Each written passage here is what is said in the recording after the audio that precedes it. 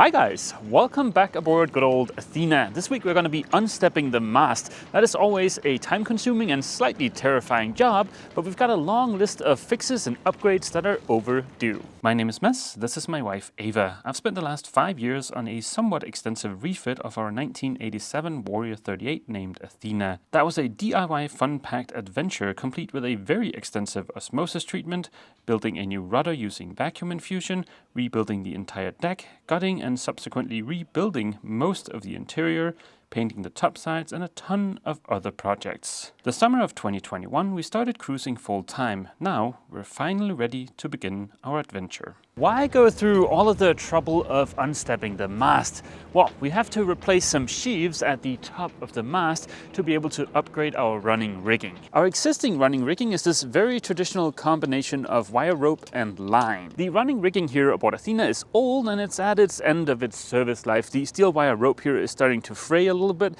which is not great for wet fingers. To ensure that our new Dyneema running rigging has a long lifespan, we need to replace the sheaves at the top of the mast. And to do that, we have to take the top off the mast, which is impossible to do with the mast still on the boat. While we have the mast down, there are some other things I'd like to take care of, like for instance, replace the VHF antenna, replace the coax cable to that antenna, and also replace the cable that goes to the camera we've got at the top of the mast. Our downwind setup for the upcoming Atlantic crossing is going to be 2 poled out head sails. For that, we might need an extra halyard. I'll talk to the rigger about that. But if we do need an extra halyard, it's certainly a lot easier to install that when the mast is down. Last but not least, the only leak we've got aboard the boat right now is a tiny leak from this chain plate, and it would also be nice to fix that. So let's go ahead and prep for unstepping the mast.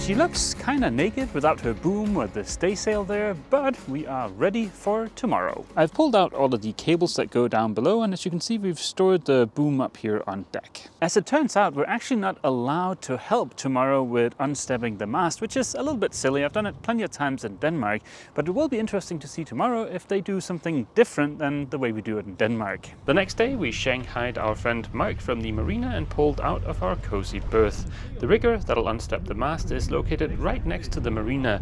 It was a short and uneventful trip around the giant fuel jetty before we pulled up to the rigger's pontoon.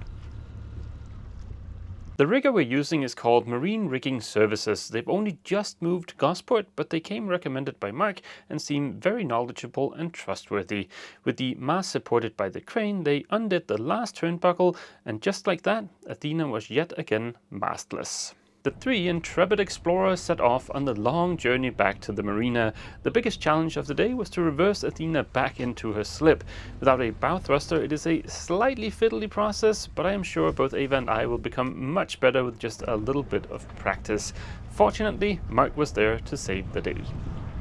As soon as Athena was tied up, Ava set to work scrubbing the deck, and I headed back over to the mast to go over it with the rigger. Good news, everybody! There is nothing major wrong with Athena's mast. There's a tiny bit of corrosion in a couple of spots, nothing critical, and also we need to replace a few more sheaves than I thought, but that is it. Nothing critical. I'll head back over to the mast in just a few minutes. Today I want to replace the VHF antenna, the coax cable, and of course also the connectors on the coax cable. I don't know if it's the existing VHF antenna, the coax cable, maybe a bad connection in one of the connectors, or maybe we've got water in our coax cable, but there's definitely some kind of issue with our VHF setup. When we're using our VHF radio, people have complained that there's a lot of static. I've noticed that we have limited range on our AIS transmissions, and also I checked the SWR and it was downright horrible. SVR means standing wave ratio. It's an expression of how well a signal transmitted in our case from our VHF radio or our little AIS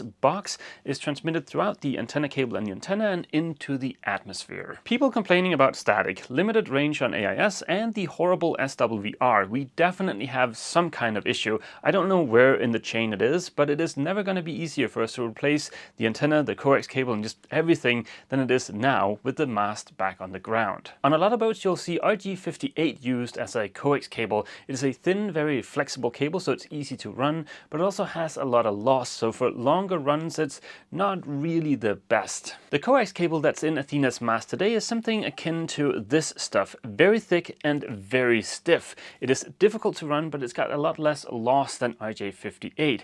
Now, I am afraid that one of the reasons we may have poor VHF performance is the fact that I maybe have bent the cable too narrowly, or I may have somehow damaged it while running it because it's so thick and difficult to work with. So for the new cable, we're going to go with this stuff. This is RJ8X. It is thin, flexible. It's got slightly less loss than RJ58. Of course, nowhere near as good as this stuff, but yeah, it is going to be a lot easier to work with. Comparing the two cables in terms of loss, the RJ8X and the super stiff, super hard one, there's about a difference of 4 or 5 watts at the antenna. Now that is significant when you think about the fact that a standard VHF radio on a sailboat or a powerboat has a transmit power of 25 watts. That is a lot to lose just in cable. But if the alternative is me messing up the installation again with the thicker, stiffer cable because I've got some tight curves I can't really avoid, well, then I think I'd rather take the loss and have a otherwise functional VHF installation. You can't argue against the fact that there is less loss in a cable like the LMR 400, but yeah, I don't want to bucker up the VHF installation again and leave us with a semi-functional VHF radio and AIS. So I'm going to go with the RJ8X. It is still going to be better than the RJ58, which you see on a lot of other boats. So yeah, will be slightly better, but not super awesome. The first PL259 connectors I got my hand on is this type where you kind of take the shielding and put it on the outside of the cable and then smush this over. I don't think that's the best idea, so I got these crimp-on style connectors instead. From a weatherproofing standpoint, it would have been better to have something like an N-type connector on here, but yeah, round hole, square peg, you just kind of gotta stick with what's on the antenna. There is one quick little sanity check we can do to see if I've already messed up the cable, and that's to check that there's not continuity between the center pin here and the outside, which there is not, so we're good so far. I've added a little bit of heat shrink here. We're also going to be using a bunch of mastic tape to seal the connection, but let's pack up all of this stuff and head over to the mast. I carefully peeled away the mastic tape I had applied to seal around the connection to the antenna. It was bone dry between the outside of the connector and the mastic tape. For running the new cables inside of the mast, I used one of the old cables as a mouse and pulled the new cables through. An easy yet time-consuming job. I ran 2 cables today, the coax cable and then one of these marine network cables with the small connector for the Garmin GC200 camera at the top of the mast. We have a second one of those GC200 cameras right here, and I'm considering mounting the second camera on the bottom spreaders looking aft. But if I want to do that, this guy might be useful. I believe with this doohickey we can power the camera over the network cable instead of having to run a second cable for power. That would make my life a little bit easier when it comes time to wire the camera, and also it'd mean less stuff inside of the mast. So yeah, let's just hook this up temporarily here inside of the boat and see if it works. As you might be able to see, the little guy here is blinking green now, and I am on the chart plotter. So yeah, I think it's safe to say this works. And that is with the little black box powered off of 12 volts. And as you can see here, there is nothing connected to the camera's power cord. So yeah, pretty cool. Hopefully I can get this little guy mounted and wired tomorrow. And tomorrow there's also something else I can get started on. And that is our new furler for the staysail. But before I dive into that, I better spend the rest of tonight reading the manual. Chris and Will, the owners of Marine Rigging Services, have generously allowed me to use a little portion of their workshop for assembling the furler. That means I don't have to be out in the rain, which is freaking awesome. It is an active workshop, so there might be a little bit of background noise. The furling unit I'm going to be assembling is a Harken MKIV. Harken has a great video where they go over the assembly of this, but they kind of gloss over the most terrifying part. Here on page 8 in the excellent excellent manual is described the process for figuring out if you need to trim some of these sections of foil. At first glance, it looks a little bit complicated, but I'm sure once we get started, it's not going to be too bad. Depending on the result you get on page 8, there are some different actions you need to take. I am crossing my fingers for this one that says no change necessary. That's probably unlikely, but yeah, the other ones have you trimming various parts. The furling unit comes in two boxes, a smaller box with the drum and some other stuff in it, and then a big box with the foils in it. When I first saw the unit, all I saw was the small box, and I thought, that's a very tiny box, but yes, there is also the big box. I've stretched out the stay on the floor here, and for the first box on page 8, we only need a single measurement. That's from the center here to the edge down here, and to me that looks like 185 millimeters. I've put in 185 up here for the A measurement. For the G measurement, we go down here, and I know we're going to be using the long link plate with the 1/2 inch clevis pin, so we need to add 381. The reason we're using the long link plates has to do with why we're installing this furler. See, on the foredeck, when the boom was there on the staysail, there wasn't enough room for the dinghy underneath the boom. That meant we couldn't use the staysail while we had the dinghy up on deck. That is unfortunate because every time we're going to be going offshore, we're going to be putting the dinghy up on deck to not have it be on the davits. So yeah, that's the reasoning behind installing this furling unit. We need one more measurement, and then the manual will tell us how we need to modify the foils, and that is the pin-to-pin measurement, the entire length of the stay. That looks like 10 meters, 25.5. That gives us a top foil length of 103.6 millimeters. And then we can use page 9 to tell us what to do. We fall in this span 114 to 92 millimeters, so that means we need to cut trim cap to 114 millimeters as shown above. I can see why Harken didn't mention this procedure in their manual. It seems complicated, but I think it's a shame they didn't mention it in the video because the manual makes it very easy, and obviously they put a lot of effort into making this manual. As the last thing we need to do on page 8, they have you do a little bit of a sanity check, adding up your numbers here and checking that that matches your pin-to-pin length, which it does, so we should be good. I unwrapped the foils and placed them along the stay to do yet another little sanity check. Everything looked perfect. In the smaller box, there are all the plastic parts needed for assembly of the foils, including the little top trim cap. As mentioned in the manual, I need to trim one of these spare foils to give me the tiny 114mm piece of foil that's going to go at the very top. I marked the length needed using black tape and then took the foil outside for a quick bit of hacksaw action. Because of the very short length of foil at the top, I also need to trim the plastic top cap as described in the manual. Both the foil and the plastic were very easy to cut using a hacksaw. The manual tells you to use a 3mm drill for drilling the holes in the foil to secure the plastic top cap. I think Harken should change that to a 3.5mm drill, because when I went to tighten the first of the screws, it promptly sheared, leaving me with a stuck half of a screw, an unnecessary and annoying detour. I borrowed some tools from Will, and fortunately I was able to extract the half screw. If you're going to be installing a Harken MKIV, I highly recommend going with a 3.5mm drill or a 3mm drill and giving it a good wiggle. The foils are easy to connect together. There's one aluminum part and 2 plastic parts and 4 bolts.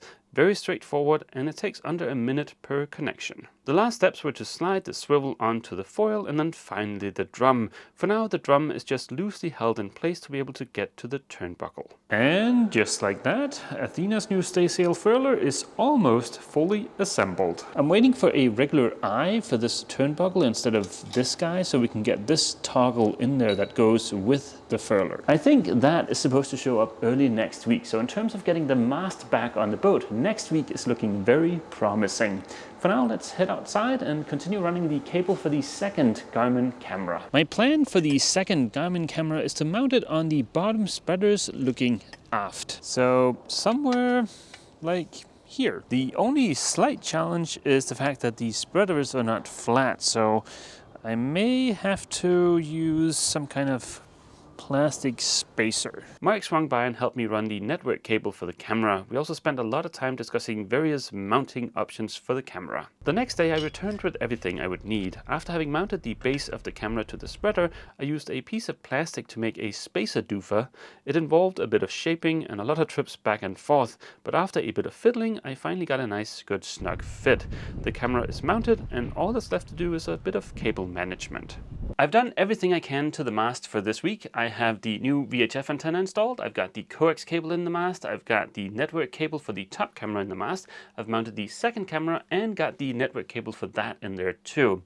In terms of finishing the mast, all we're waiting for now are the new sheaves and then for the riggers to finish the new running rigging, but that should all happen next week. In terms of re-stepping the mast, next week is still looking very promising, and that is exciting for many reasons. One of them has to do with these 3 boxes. With all of the projects going on, we are fast running out of space, so that's why we've stowed these in the shower, but these are our new sails from Precision Sail. Of course, the new sails arrived the very week we don't have a mast stepped, but that's okay. It just means that it's even more exciting to be able to re-step the mast. And if we get the mast re-stepped next week, we should be able to also bend on the sails. A big part of next week's video is also going to be installing our 4 400-watt solar panels for a combined total of 1600 watts, which is quite a lot for a 38-foot sailboat.